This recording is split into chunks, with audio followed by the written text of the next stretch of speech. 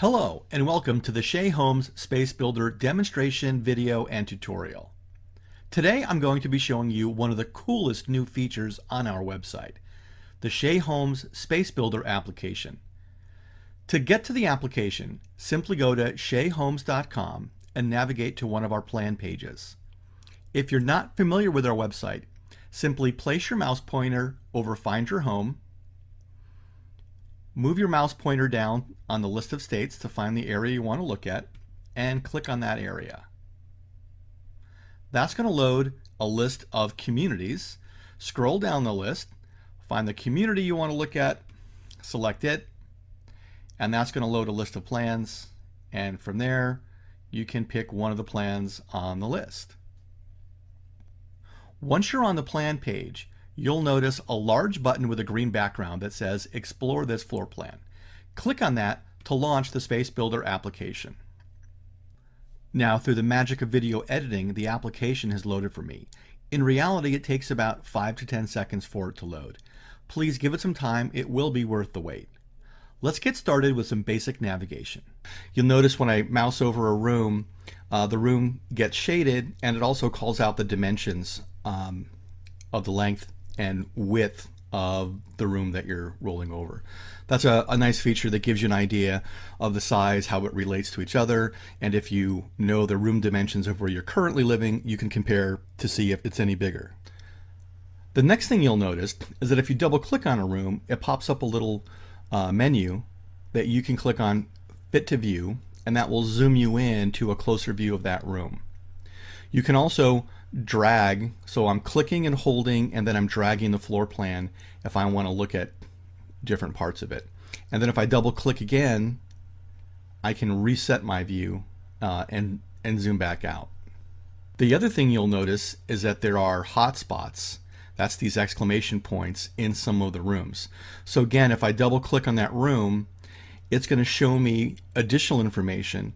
And in this case, the garage has a 2-foot garage extension option. And I'm not sure if you noticed, but as I move my pointer over the option name, it's actually changing the floor plan below. And then if I click that to check the checkbox, it's going to make that permanent. Now when I close this window, that option is going to stay on the floor plan. So I've added that option to my floor plan. Let me zoom in so you can get a better view of it. So in addition to things like options that move walls and change the dimensions of rooms, there's also other features and gallery items that you can view on the floor plan.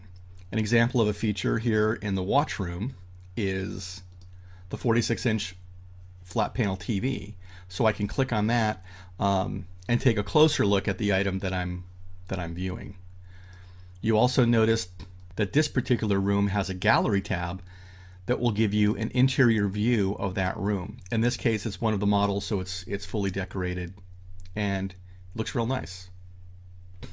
And that gives you the basic information about how to navigate, move around, look at the different room options, and look at the features and gallery information on the floor plan. Now we're going to move over to the left part of the page where we have various menus that really are just a different way of viewing most of the same information. For example, the top one is floors. Now this is a single-story floor plan, so I've only got one floor to view. So there's nothing for me to change there. On the options, the first thing you'll notice is elevation images. So if I click on an image, it's going to load in all the elevation images and highlight the one that I've selected. So this allows you, and if you also want to move things around, you have the ability to do that.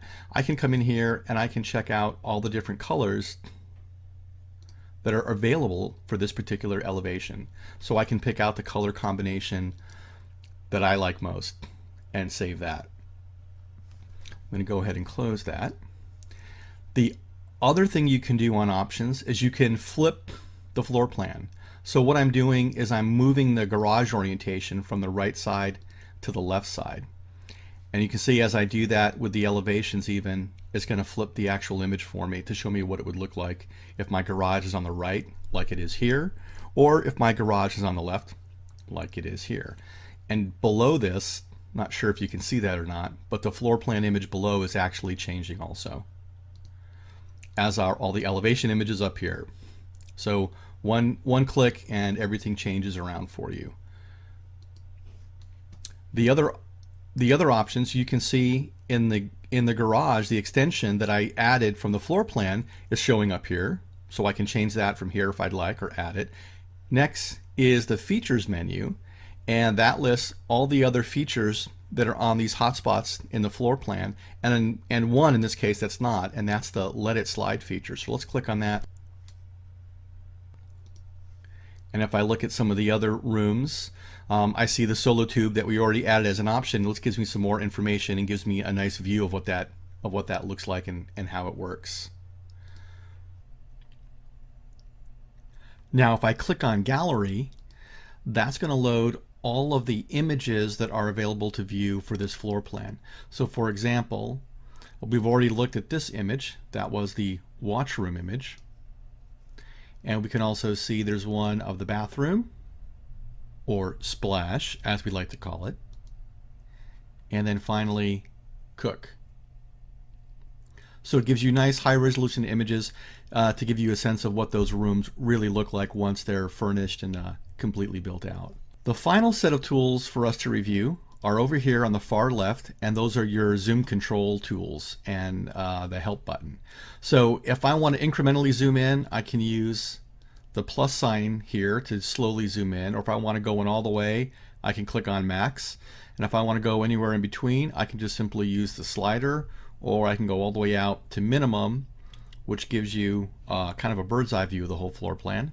And let's say I want to get back to where I started, then I simply hit reset, and then I'm good to go.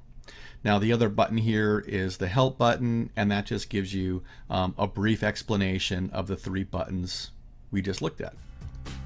And for the basic floor plan functionality, that's about it.